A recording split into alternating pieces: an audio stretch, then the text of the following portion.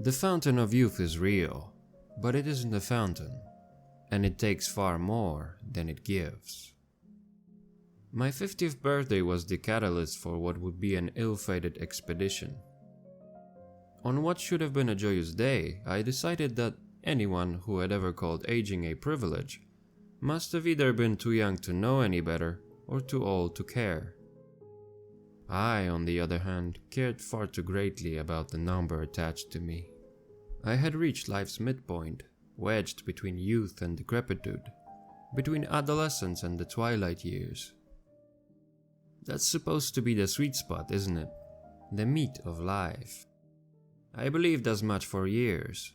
I loved my 30s, didn't mind my 40s, but hitting 50 last month, that sparked a shift in my sense of self. Now, there is no real difference between 49 and 50. Deep down I knew that, but logic was overruled by emotion. There was something rotten about seeing 50 plastered across the birthday banner my family had hung in the living room. Listen, I wasn't ungrateful for my life, for the wonderful people in it. That old adage is right. To age is a blessing. I know now that I should have just waited out that midlife crisis. I'm sure I would have quickly come to my senses and realized that I was fortunate to be getting older at all. Fortunate to have a loving family. Fortunate to spend so many wonderful years with them. By wishing for more, I ended up with less.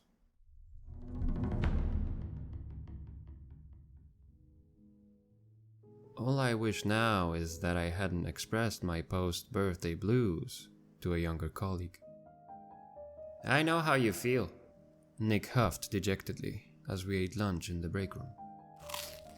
You know, when I turned 30 last year, I realized my youth had died. Poof! Game over. It took all of my willpower not to throttle the kid right there and then, but I smiled politely and nodded. What I would have given to be Nick's age again. Those were the days. Back when I didn't have joints that seemed chagrined by my insistence upon a simple walk farther than a quarter mile. I had taken my 30s for granted. Of course, ironically, I didn't see that I was taking my 50s for granted too. Heavens, that boy is insufferable, isn't he? Chuckled Clarence, once Nick had left the room. I grinned and nodded in agreement with the departmental director, who sat at the table next to mine. That gray-haired, bushy-mustached gentleman of roughly 70. He was one of the organization's few employees older than me. Older, some teased, than the company itself. Still, Clarence had only been with us for a decade or so, yet he climbed the company's ranks faster than I had. In spite of his age, there was an air of life to him. Not youthfulness, I wouldn't go that far. The crow's feet, folded brow, and white hair debunked any such notion. And it wasn't even necessarily an air of vigor. Rather, Clarence simply seemed to have lived multiple lifetimes. He looked wise, experienced, ancient in the most complimentary way possible. Perhaps his use of the Queen's English had something to do with this notion. This received pronunciation certainly earned the director a few crass nicknames from employees whenever he was out of earshot. Aside from the existential crisis, did you have a pleasant birthday, Jeremy? Clarence asked. I turned to him and nodded. My wife and son threw a party. They invited my brother, sister, nieces and nephews. It was a nice surprise. A nice do. A nice do, Clarence repeated, letting loose a smile, wry yet slight. That means nothing at the end of the day, does it? I raised an eyebrow. I beg your pardon? For the old, the niceness of life means nothing, the old man clarified. Nice, not so nice, or middling, it's all the same flavor of terrible. My best days this year don't compare to the worst days of my youth, before the aching bones and myriad of ailments. Do you see what I'm saying, Jeremy? What matters is life's duration. How many years, months, weeks, or days remain on the clock. Quantity, not quality. That's a quite cynical view, Clarence. I chuckled uncomfortably. Don't you share that cynicism, Jeremy? You said as much to Nick, replied Clarence. I shrugged. Sure, but I think it might just be a wobble. I'll be okay. Aging is a privilege. That's what my mother used to say. And where is your mother now? Asked the director coldly. My tongue cut against my teeth, stopping me short of responding bitingly. Truthfully, I was too frightened to respond. Too chilled, not only by the callousness of my colleague's words, but the oddness of his tone. Clarence had always been a slightly strange and distant man, but he had never unnerved me before. You need not simply settle, Jeremy, whispered my elder colleague. What would you say to joining me on the upcoming company trip? To Miami? I asked. Clarence nodded. In an attempt to diffuse the tension, I joked. Right, I get it. You're saying that I'm old enough to go on the big boy trips now, is that it? The old man got up and shuffled towards the door, patting my shoulder on the way. January 25th, Jeremy. Now I could sit here and type about the business trip to Miami, about the clients I schmoozed to get a foothold on a higher rung of the ladder. However, this wasn't a business trip, not for me anyway. Clarence made that abundantly clear. Today, Jeremy, you and I will take a boat to the island of North Bimini, he explained as I clambered into a taxi with him and a young woman, not a colleague I knew. There were no other employees from our company, in fact. Jeremy, I would like you to meet Layla, our tour guide. The young woman smiled at me, and I was overcome by a dreadful vibe. I started to fear that Clarence might be taking me to some less than reputable place for less than reputable activities, if you catch my drift. When the taxi dropped us off at a rickety old dock, a rickety old captain, a bearded, stocky, middle-aged man named Malik, led us to his rickety old boat. He was a local from North Bimini who Clarence had paid a sizable sum of money to ferry us there. Curiosity drove me to clamber onto the boat along with Captain Malik, Director Clarence, and this mystery girl, Layla. If I could go back, I would have stopped myself. For only when we were halfway between Fort Lauderdale and Bimini did I ask any questions.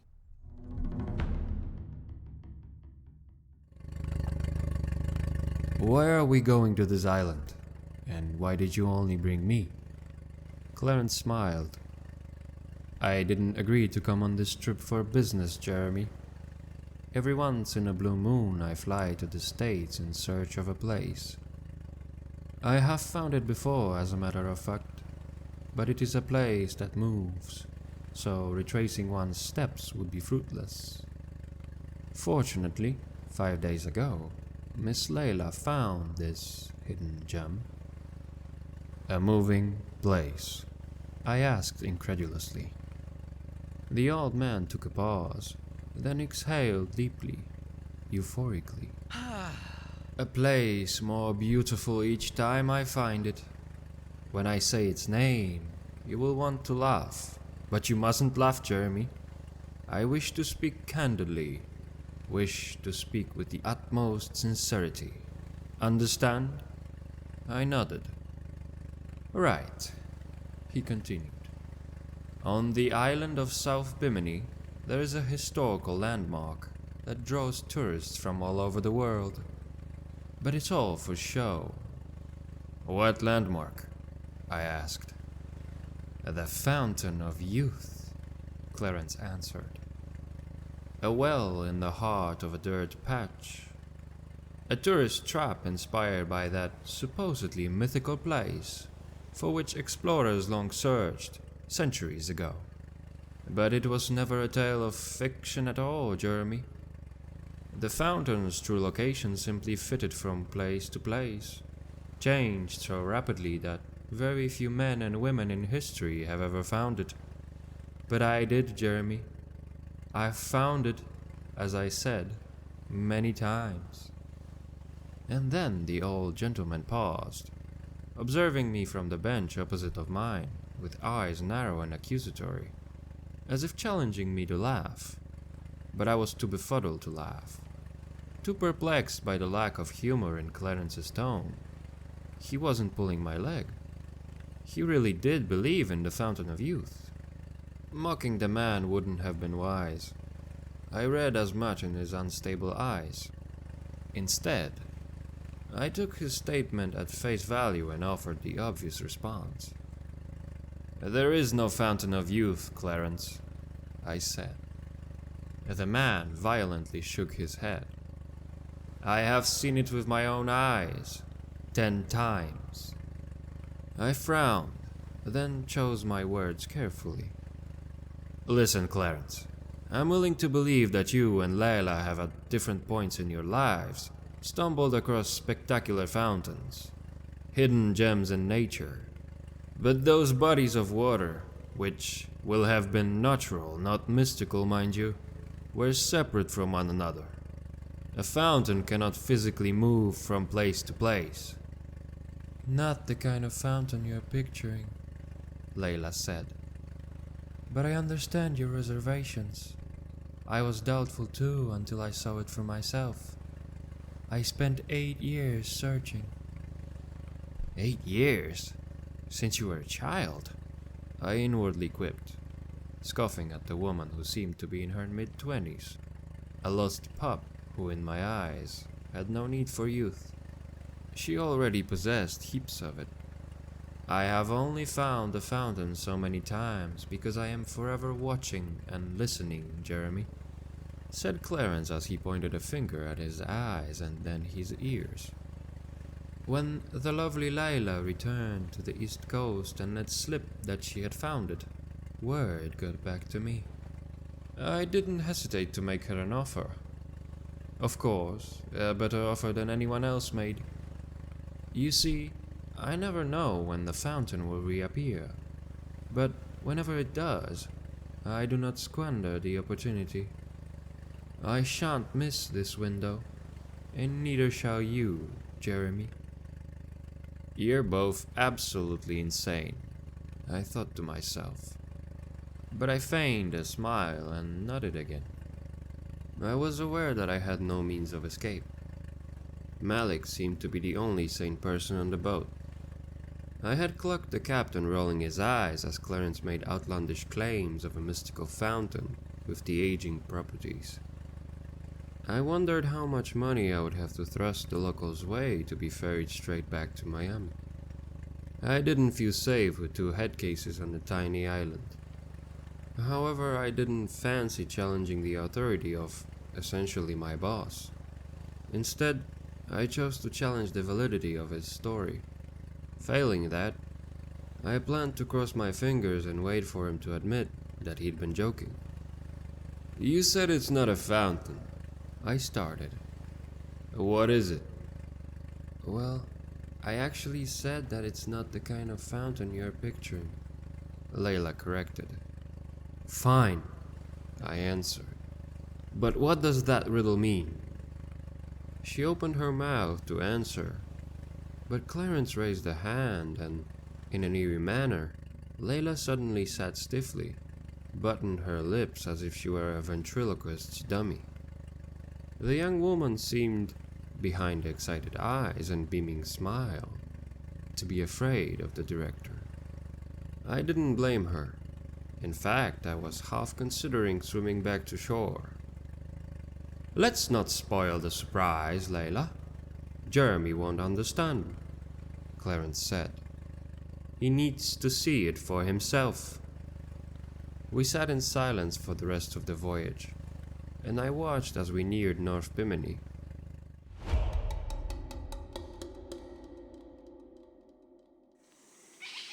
The island was laden with resorts, boat-filled docks, and an ocean of trees, green, woolly, and welcoming.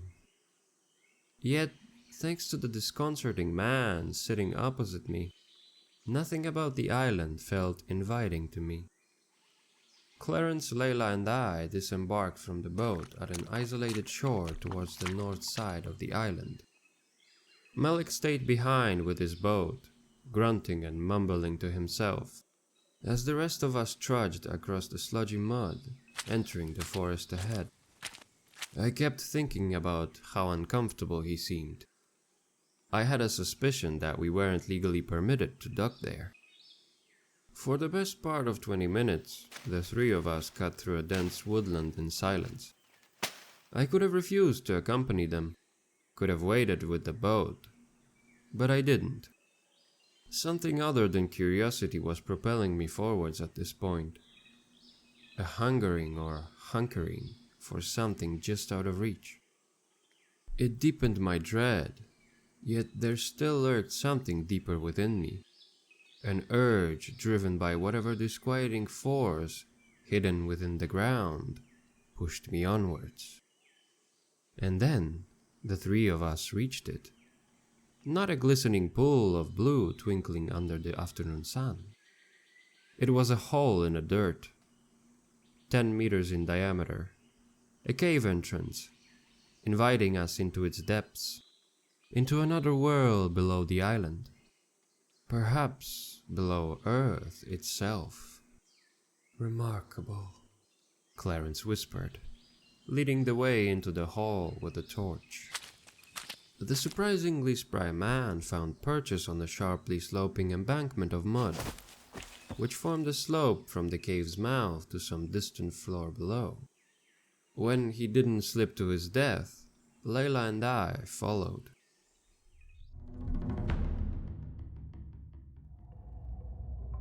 I watched the woman skip merrily ahead. Her sense of wonder remained intact. I didn't know what Clarence had said or done to set her on edge, but all washed away as she giddily trailed our fearless leader into the cave.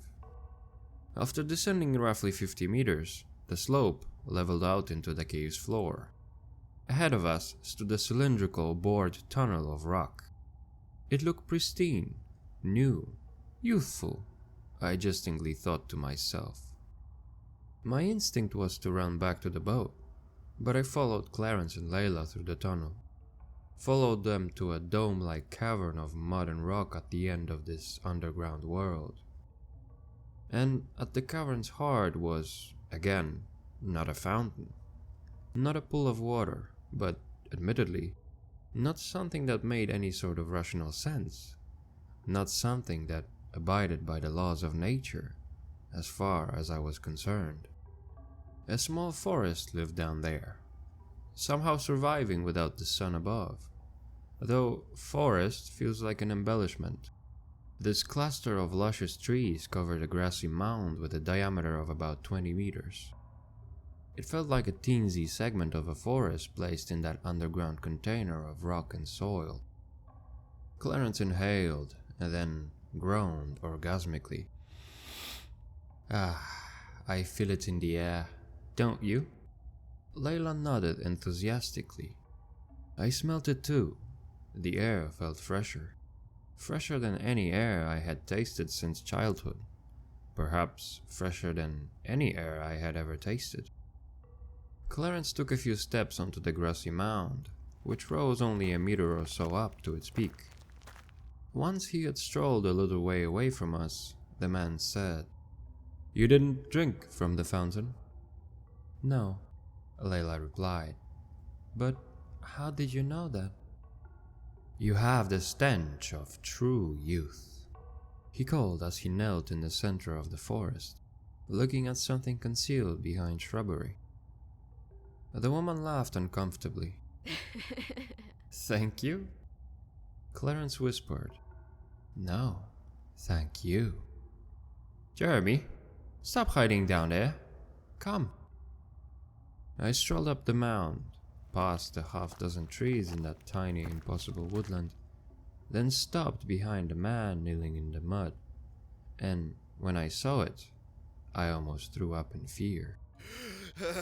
In the grass, twitching near motionlessly, there lay not a fountain, but a woman. A nude woman, but it took a few moments for me to process that. Took a few moments to process that she was even a human, as the crippled lady was, without a doubt, the oldest living person I had ever seen. To use that word, living, feels disingenuous. Even the oldest humans in history looked like youthful babes in comparison to this heap of flesh and bone. The woman seemed to be fighting against the very grass beneath her bare form, and near entirely decomposed rags of blue, seemingly from some ancient sundress, lay beside her wriggling form. Those clothes no longer covered her. Even her saggy strips of off-color skin barely covered her skeletal form. The woman's complexion had a green hue to it. She was sickly, not healthy, not some embodiment of youth. This fleshy fount was a cursed thing. We have to... I started choking on my words. We have to help her! Clarence laughed and shook his head. There is no helping her. She's here to help us, Jeremy. Besides, she is almost at the end of the road. She would not survive without the forest. Then, without warning, the old man lunged forwards, like a stray hound eyeing its first meal in many moons. I screamed as I watched the director sink his teeth into the woman's teeth. And I screamed twice as loud when I realized that the woman was opening her mouth to scream, but she had no energy to do so. No breath left in her lungs. I watched helplessly as Clarence began to suckle the fountain of youth's essence, whatever essence the near corpse had left to give. As the wretched old man drained the woman, her body undulated, pumping up and down in rapid motions, and her skin clung tighter to her skeleton. After as little as 10 seconds, though it felt like an eternal nightmare for me, Clarence stopped. He came up for air with a splutter, as if reacting to something he shouldn't have ingested. As he did so, I became aware of something. The woman was no longer twitching, was no longer breathing. As I said, the end of the road, Clarence explained to me, before delicately closing her eyelids. You have blessed me this past century, Florence. And then I gasped, as I finally saw my director's face. His skin was smoother.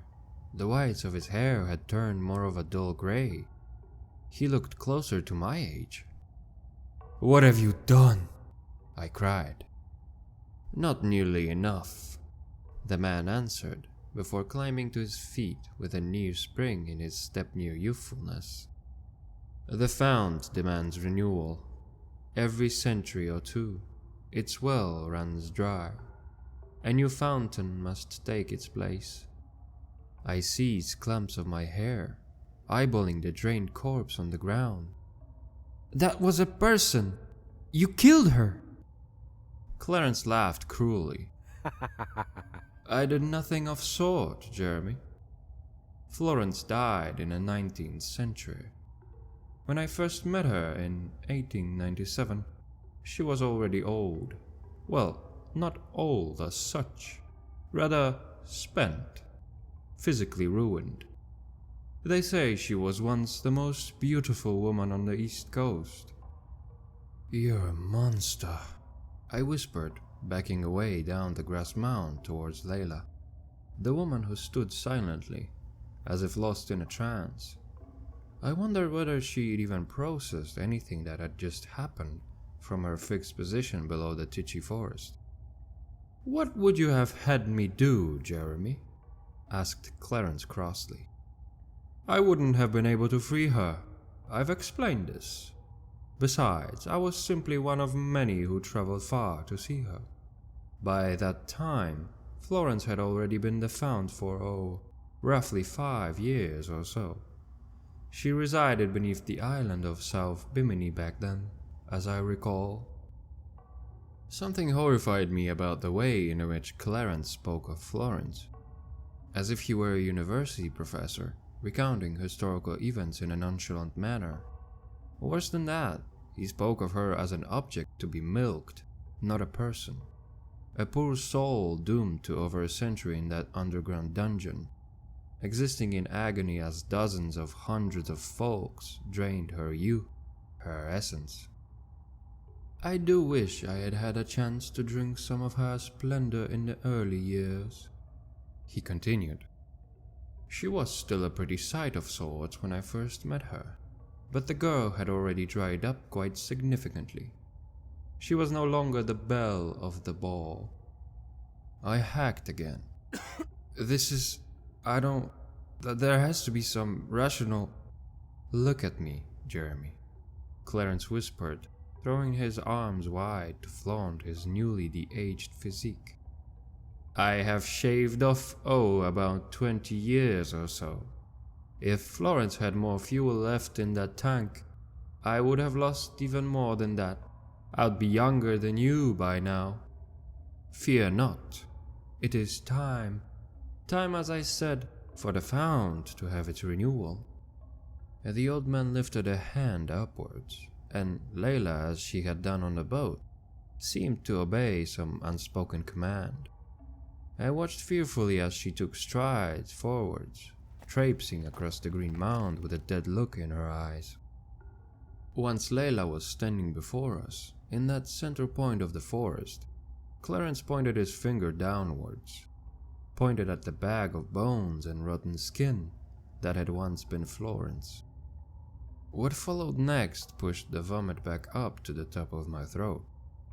Layla knelt against the grass, swiveled, then lay atop Florence's corpse.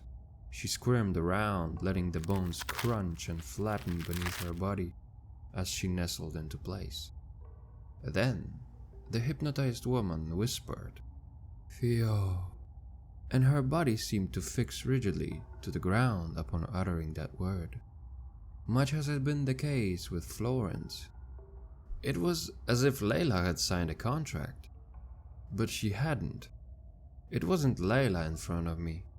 She didn't agree to any of it. I noticed a tear trickle down her cheek, betraying the smile on her face. Clarence had done something to Layla before I even climbed into that taxi. "We will start gently," promised the director as he took the woman's wrist. He sank his teeth slowly into her flesh, as if savoring a ripe piece of fruit. The 20-something-year-old woman's perfectly smooth complexion started to crease, gaining a few lines around the eyes, and her hair began to whiten. At first, she screamed for help, and I found, to my horror, that I could do nothing. That something was fixing me in place. Supernaturalism or fear. One of the two. And then Layla's screams started to quieten as her insides wilted and withered with age.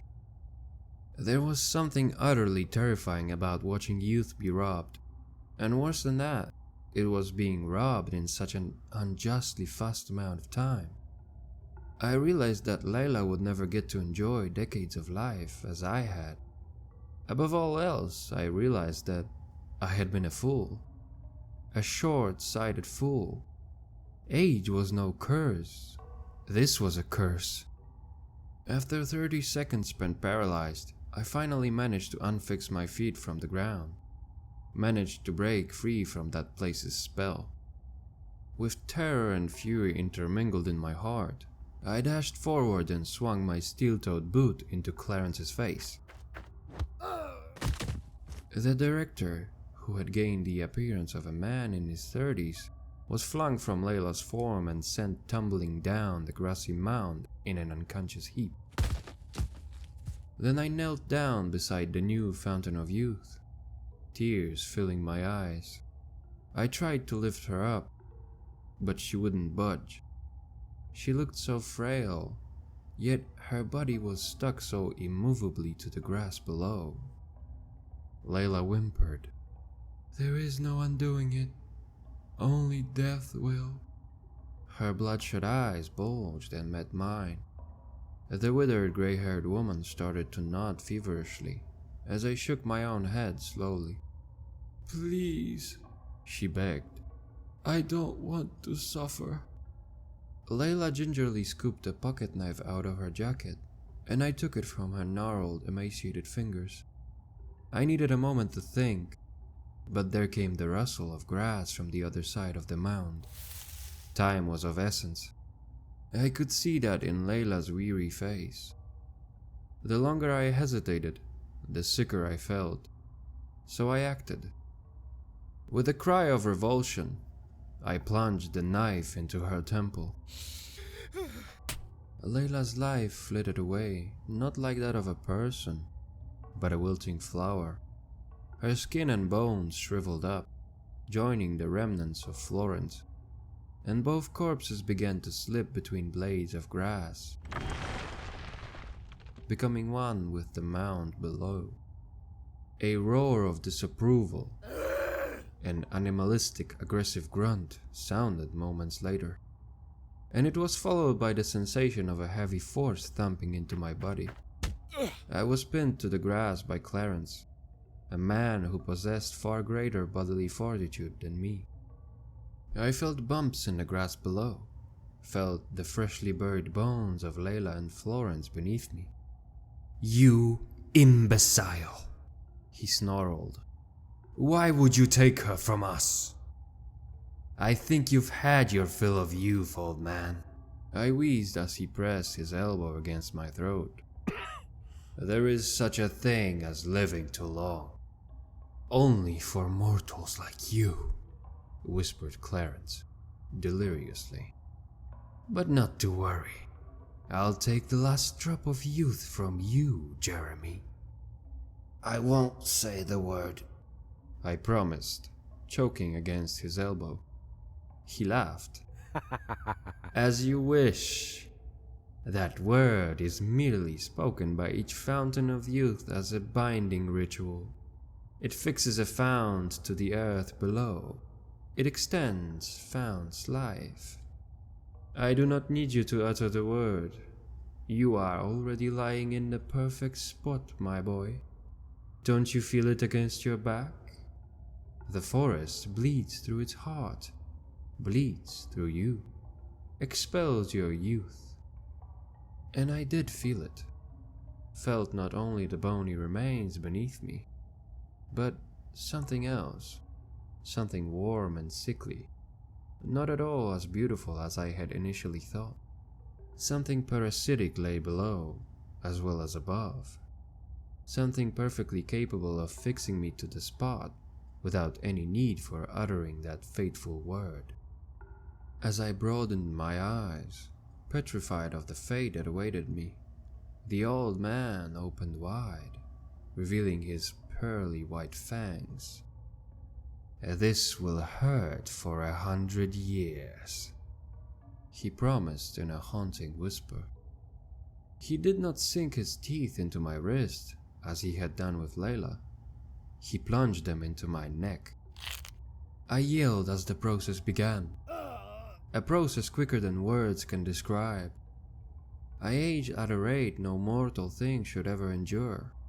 I could feel the hair in my head dying, could feel the joints in my body become brittle and frail, could feel my organs hurry more quickly towards that bright light at the end of the tunnel. And all I wanted, during that horrifyingly rapid procedure, was my family. I wanted nothing more than to see them one final time, which was when I focused on my fingers, which were still wrapped around something. Layla's pocket knife. I was clutching it above the handle tightly, and the blade had caught in my palm, draining a trickle of my blood into the forest floor. With my last ounce of energy, I yelled and thrust my flimsy arm upwards, before sticking the knife into Clarence's upper thigh. The man lurched backwards, falling from his position atop of me, with a loud wail of pain. I relished in the feeling of those awful fangs releasing from my neck, and the eventual slowing of the aging process. But there was of course no time to dawdle. He had aged me by 10 years or so. I was weak, and he was strong, horribly strong. I took the opportunity to remove the knife. Then I began to stick it repeatedly into Clarence's side, screaming animalistically as he fell to the grass in pain, and as he bled from a dozen little holes up from his thigh to his upper torso. I could see in his eyes that I had leveled the playing field. He was weak enough for me to pin him to the ground. I held the knife to his throat. "Say the word," I snarled, pressing the blade until it drew blood. "Or die." The young man's eyes wandered weakly as he bled profusely. "No." "Become the fountain," I said, "or become nothing at all." "Please," he wheezed, clutching his blood-stained abdomen. "Why so afraid? I'm offering you a chance to survive." I growled, fury-driven by thoughts of Layla and Florence. "You said that life is all about quantity, not quality. So, say the word and you'll get to live a lot longer." Any sane person would have chosen the knife. But Clarence was barely a person. He had warped his mind and soul by spending over 100 years clinging to life, clinging to youth, and he wasn't ready to let it all end. "Fio," he groaned. Clarence's body immediately jolted downwards and glued to the grass, fixing him in place. I considered for a moment, lifting the man's wrist and taking my youth back, reclaiming the decade or so that he had stolen from me. But as I eyed the flesh, I felt it. That force below the soil calling to me. And I knew there would be a price. Knew that I would end up like Clarence if I were to taste even a droplet of water from the fountain of youth. I wouldn't risk it, so I clambered to my feet. "What are you doing?"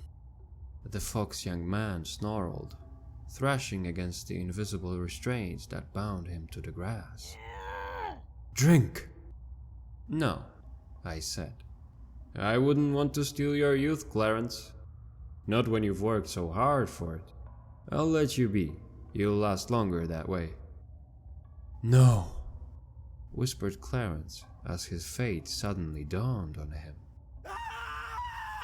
I backed down the grassy mound, but kept my eyes on him. I was still terrified that the monster would clamber to his feet, rush towards me, and steal the last of my life. I only turned on my heel once I reached the tunnel's entrance. When I made it back to the surface, I dashed through the woodland and towards the shore. I was greeted by a puzzled Malik who asked for the others. I told him that he could look for them down in the cave, but I wouldn't go with him. He was on the verge of questioning me, I think, until his eyes clocked the purple finger marks on my neck, the greater number of whites on my head, and lines on my face. He saw that I had aged impossibly. He put together enough to nod his head, hurriedly untied the ropes, and swiftly set sail back to the east coast. I still hear Clarence's screams. They carried down that underground tunnel like a ghostly wind, followed me back up to the surface. I think I will hear him forever. After all, he's still down there. He moves from place to place, of course, but he is still very much alive. That fountain of flesh and bone.